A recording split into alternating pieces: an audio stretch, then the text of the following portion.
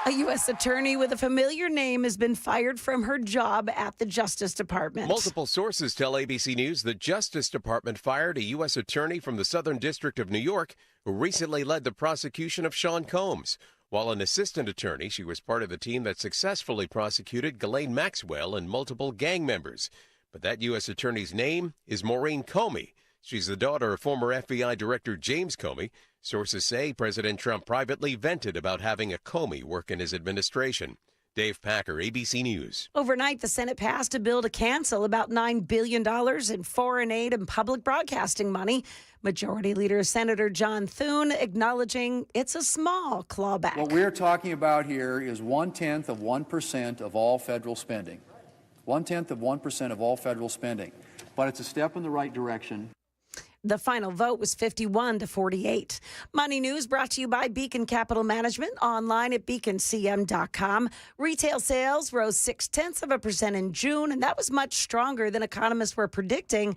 No evidence that the tariffs are stopping people from spending. Dow Jones Industrial starting off 31 points higher. The Nasdaq rose 37. S&P is up 5 points. That's the latest news, traffic, and weather next. I'm Joan Jones, WTN News. 8:33, Nashville's Morning News on Super Talk 99.7 WTN. You know, the weather in Middle Tennessee, it can get crazy quick, which is why you need a backup home standby generator from my friends at Generator Supercenter, the nation's #1 Generac generator dealer. So you can get a free quote and get peace of mind when you have one installed. The Generator Supercenter does feature expert installation, 24-hour monitoring as well. They are not going to leave you in the dark. And yeah, financing is available. Call them. Tell them Dan told you to reach out. 615-879-1952. 615-879-1952. Find them online anytime. Generator Supercenter of Nashville.com.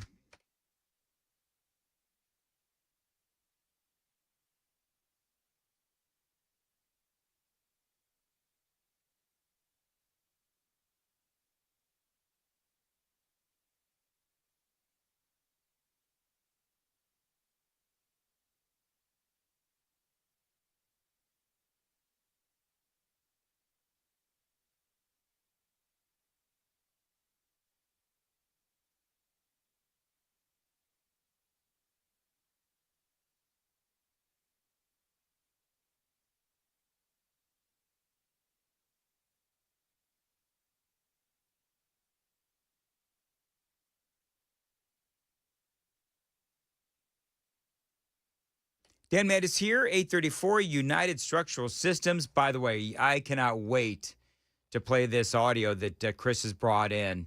It is incredibly funny, Joan. So it's going to be, get ready to laugh with that hoarse voice that you have. I've been telling you for years about USS. Wait. What kind of voice did you say? I was only half listening. Hoarse voice. Oh, okay. Her voice, well, so is mine. I don't know what is going on with us these days. But I'm sharing. Yes, you are. All the wrong things, Joan. Anyway, moving right along. USS United Structural Systems. Now, they are experts in waterproofing, concrete leveling, and foundation repair. Now, this is a great company. They've helped me several times with my home. That is why I proudly endorse United Structural Systems. Now, I'm one of 30,000 satisfied customers. Listen to this recent review on Google. Guy says that USS was highly professional. The crew was phenomenal from start to finish. They treated his home as if they are working on their own. And he does give USS 5 stars all the way. They're not going to charge you for any unnecessary repairs. You're not going to pay a dime until the work is done. You are a satisfied customer.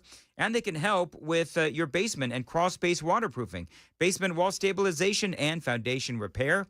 We guarantee our best. Call USS 615-488-7855, USSTN.com.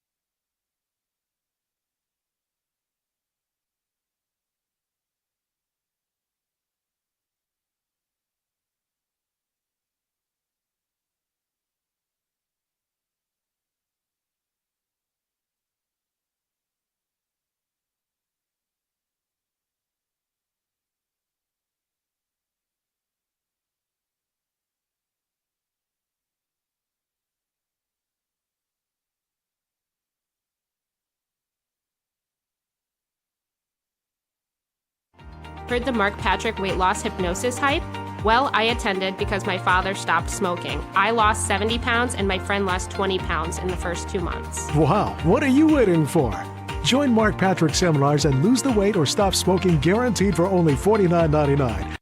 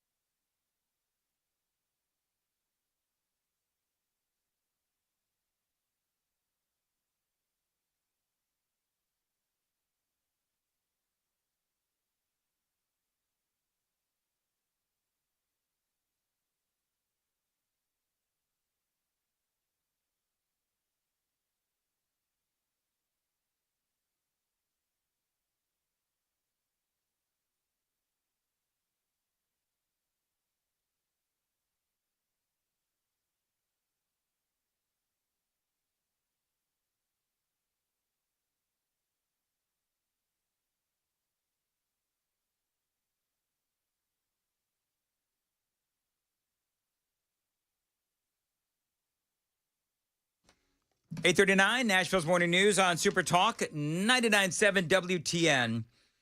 Talking to some of the folks here on the Super Text line, we were mentioning the politicization of Epstein and how the Democrats are trying to force a vote with the Republicans on the release of the Epstein files or content, whatever it is that you want to say. Are you still talking about that? And so it really was procedural in nature, I guess. And so they attached it to some other piece of legislation, and so it's the boss said, "Move on, Mandis." It's hijinks and shenanigans from the folks on the left. Move on. You sound like a Democrat. Somebody actually said my leftist is showing. Oh. Dan, your blue is showing. Yeah, you are from California, aren't you? I have a feeling Chris got a lot of these yesterday. What are you doing? What is that? What is that voice? That's disgust.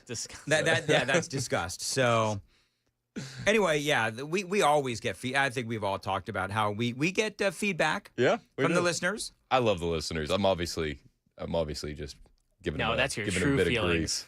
Your true feelings there, Chris. No, I think we all love we love the fact that they listen. It's all cool. I love the engagement more when we disagree, to be honest with you. Yeah, I do too. As long as people are respectful. And I mean, I feel like at least most of the conversations that I've had with folks online have been respectful. Most of them. Yeah. So. No, I think, this audience is great. I do. I love it. I love these folks. All right, let's do. Did you watch the ESPYs last night? No, I did not. Me either, because it's on ESPN. Obviously, too woke for me. But I did catch the highlights, and for some reason they had Shane Gillis hosting, right? Which is awesome. Yeah, I love Shane Gillis. He did not hold back. I was talking about Tires with Dan during the break, and Dan hasn't seen Tires on Netflix. If you haven't seen it, you need to watch it. Nope. But it's explain hilarious. Explain who Shane Gillis is and explain Tires real quick. So Shane Gillis, stand-up comedian, does a great Trump impression. Abu, why are you crying, Abu? You remember that? I do. That's Shane Gillis. He died like a dog. Shane Gillis is just hilarious, and he was removed from SNL because of his off-color jokes, but that's like his bread and butter. So then he just went off and did his own thing. He financed the show Tires, which became a Netflix smash, and now he's doing stand-up, and he's become undeniable in the world of stand-up comedy. So obviously ESPN wants him in. So when he gets to ESPN, he just does what he always does, and that's make fun of everybody ruthlessly. And he started with Caitlin Clark and the WNBA. When Caitlin Clark retires from the WNBA, she's going to work at a Waffle House so she can continue doing what she loves most, fist fighting black women.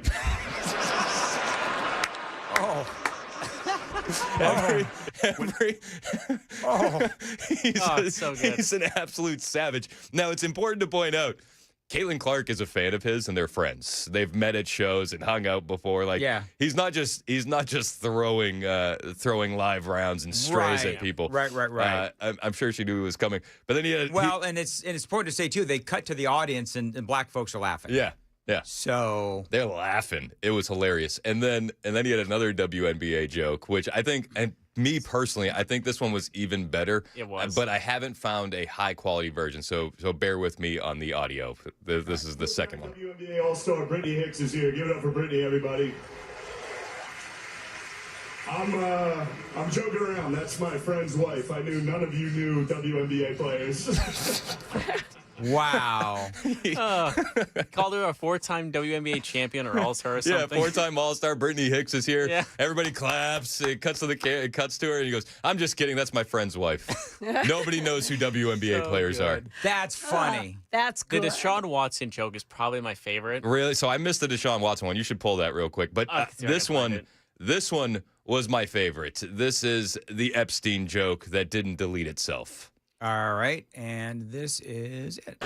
Donald Trump wants to stage a UFC fight on the White House lawn. The last time he staged a fight in D.C., Mike Pence almost died. All right. You don't have to do that. That's good. It was fine. I didn't write it. Actually, there was supposed to be an Epstein joke here, but as it got deleted. Must have probably deleted itself, right? Probably never existed, actually. Let's move on as a country and ignore that. So good.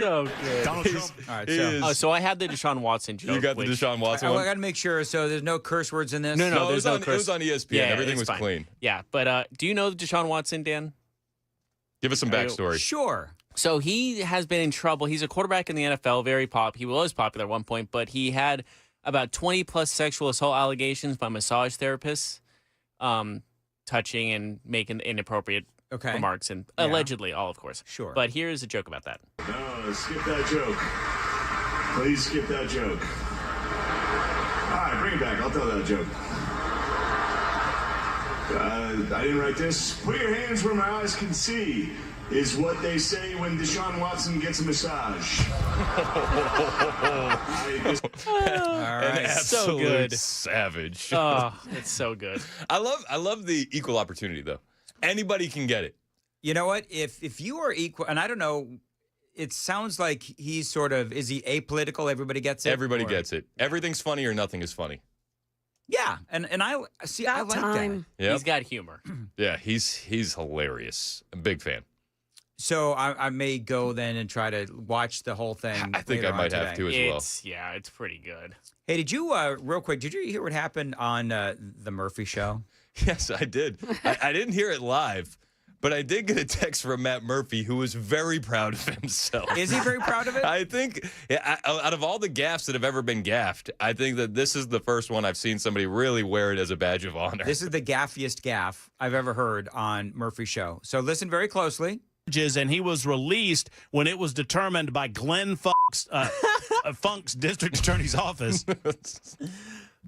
Did you dump me on that? Yeah, it's probably best. Yeah, that was. It was a mistake. Yeah, but it wasn't. What was it, Matt? Was it a mistake? Oh, that was good. I was trying to say Glenn Funk's district attorney's office, and I did not say Glenn Funk. No, he didn't. Nope. He really funked that one up. Well, YouTube is censor-free. Yeah, if you want to look back on it. Yeah, there's no dump button on the YouTube There channel. is no dump button. Which is the best. So- Yeah. And for your podcast coming up today, too, remember that. There is no dump button on YouTube. Yeah, we got some good stuff on the podcast today. I'm told that we're allowed to curse on those. Yeah, but if you want to tickle the algorithm right, and that's what we're in the business of doing now, you have to wait a couple minutes before you start swearing. I believe it's 2 minutes. Can I just be honest? I don't tickle anything right, so I'll leave that tickling to That's you. what she said. Dan, come on, man. I'm overflowing with clips here. I can't add more. We're going to need another soundboard. We're going to need a completely new page for All right. Danurisms. Did you hear what, Chris, do you know who the Steve Miller Band is? I've heard of them, yes. They're a rock band from the 70s. Really, their heyday Don't act was like you're too young for that. Who, me? Yeah, you. I couldn't name one of their songs. Okay. But I've heard of the band. Steve Miller Band. Famously, Take Steve the money Miller. and run. Steve Miller. Jet Airline. Steve Miller. Yeah. People love Steve. Steven. You're talking about Steven Miller from the Trump administration, not Steve Miller. Well, I thought that's it's his band, right? No, it's another guy. Do they sing about immigration? They they actually wrote Climate a song. change, yes. They wrote a song about Joe Biden. It's called "The Joker." Anyway, whatever. Wait, I should have had a rim shot for that one. That was good. But he's decided now that he's going to cancel his tour. Okay. Because of climate change. This is what he said. No, he didn't. He didn't really do that, did he? This is what he said. This is what he said. Is this a cop-out because of low ticket sales? Yes. Dear Steve Miller Band fans, of which many are dying apparently and can't afford tickets. You make music with your instincts. You live life by your instincts. Always trust your instincts, Steve Miller says. The Steve Miller Band has canceled all of our upcoming tour dates. The combination of extreme heat, unpredictable flooding, tornadoes, hurricanes, and massive forest fires make these risks for you, our audience, the band, and the crew unacceptable. So true. I can't tell you how many times I'm at a concert and I'm looking over my shoulder waiting for that tornado or wildfire. That's exactly right. You never know when somebody's just In a stadium. Gonna like combust into flames. In a domed facility. So he says you can blame it on the weather. The tour is canceled. Don't know when or where. We hope to see you all again. Ah, Do you think he just gets too many hot flashes and just like, how do I get out of this? They couldn't sell tickets. That's what it was. And that's what it. Well, yeah, because here's the thing. They just got, somebody mentioned on the super text line. They just got done with a massive tour opening for Journey and Def Leppard. Really? Yeah, and so they didn't seem to have a problem with putting all of those fans of Journey and Def Leppard in some sort of harm's way because of Mother Nature. It was only when they went out on their own and couldn't sell tickets. And they are getting, what is it you say, ratioed? Ratioed. They're getting ratioed on the comments. So people are making fun of them. They don't care about Def Leppard fans is what this really boils down to. Or Journey fans. Yeah. Not at all. Clearly, they don't care about them at all. They don't care about Steve Miller Band fans either. Well, I don't. Well, I think the problem is there isn't any. I think that's they've phased out. Should that be a poll? Do you like the Steve Miller Band? No. That'll be. Well, they're very leftist. That's part of the thing. Like they are San Francisco 1970s. Yeah. You know what I'm talking about? I like my Stephen Miller's short and fiery. And bald. Yeah. There's the bald. Yeah. Short, bald, and fiery. We got to add in the bald. We got to add in the. Well, I've heard mostly from myself that bald is beautiful, and I keep telling myself that. I think it looks good on you, Dan. Hey, do you know who Betty Davis is? Yeah. So, do you know who Kim Carnes is? No. Okay, of course you don't. So, what is that supposed to mean? What's that shot This for? is what I know. What did I do? You know what? You're a young whippersnapper, and I hate your youth. I don't know Dang it. everybody that's ever existed. I'm so sorry. So I believe that if Joan was going to sing today, she would sound. She got Betty Davis eyes. And for the life of me, I can't get Joan to throw down the line. She needs to save her voice for the news, Dan. Oh, you should do Come it, on, Joan. I can't. Her You voice- should do it. Leave her alone. You know what? Joan, Joan. Joan. You know what? We actually remember This is when we bullying. got Joan to do a cheer. Yes. This is what we've got to do. Is we've got to come up with a way for if Joan does this. She got Betty Davis eyes. Now what do we? Oh, look at that. I just got a note from the boss that says I shouldn't do that. Oh. Yeah. Whatever. He's already this is mad at us. harassment. This place has gone downhill since Mandis was in charge. Boy, I'll tell you what, people could get away with anything when I was behind that. Make desk. WTN great Mandis again. used to never send notes while we were on the air. All right, moving right along. Okay, so I don't know about you. One of the things that I did, because we're featuring memes on Yes. the podcast today. Memology 101. Memology 101. So I said if people want to send in a meme and we feature it, I will go ahead and I will, because we have no budget for prizes, but I'll go ahead and sign. I'm going to sign a little throat coat bag, and give it to the person whose meme we use. Okay. Do you want them to frame it too? Or do you want them to actually use it? I don't know. I'm just not sure teabagging the audience is in our budget. Oh my gosh. What? 8:53. Is that coming out of your own pocket? 8:53 on Nashville's. That's how we're ending this? That's how we're ending it. Oh boy. On a high note. That is how we're ending it. The boss just said he wished I sang instead. We all do, Joan. We all do. All right, Joan, what's coming up?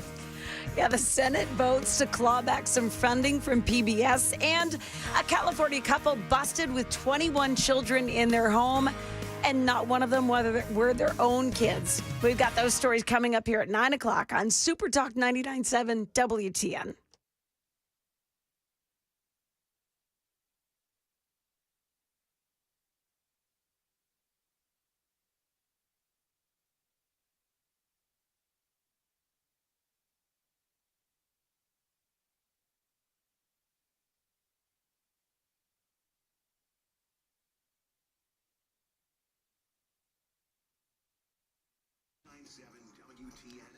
Dan Mandis here. Want to tell you about my friends at Zentex. They're going to fix my bathtub. They can fix your bathtub as well. They are here to help you. They've been here since 2001, actually. And with Zentex, they can remodel your shower. They can remodel your bathtub. They can even convert your bathtub into a walk-in shower. Now, these types of home improvements can increase the value of your home, and Zentex can have it wrapped up in a day. Now, Zentex is an award-winning company that offers limited lifetime warranties for both their products and their installation. Now, that is huge. Now, you can make your bathroom safer with a walk-in shower complete with grab bars and a bench seat. So, if you've got an old person in your life, that can make their life a lot easier, and it's a lot safer as well for the older folks in your life that need that assist and support. So fix, remodel, or convert your tub into a shower today with Zentex. 629-258-7747. 629-258-7747. Great deal right now. You mentioned WTN, $1,750 off or no interest for 24 months. Whichever works best for you. $1,750 off or no interest for 24 months. No payments for 2 years. Zentex, Zintex, Zentex.com.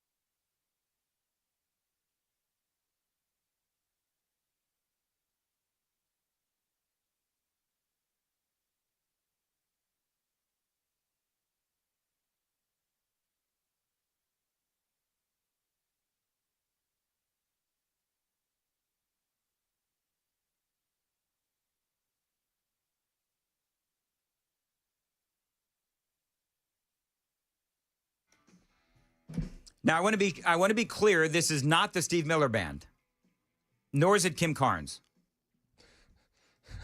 I also need immunity, Joan and KGB, from what Chris said right at the end of that last segment. Did you see? No. Did you see Erin House, EJ under the radar? No. She tweeted at us. She said, "Chris Hand owes me a coffee.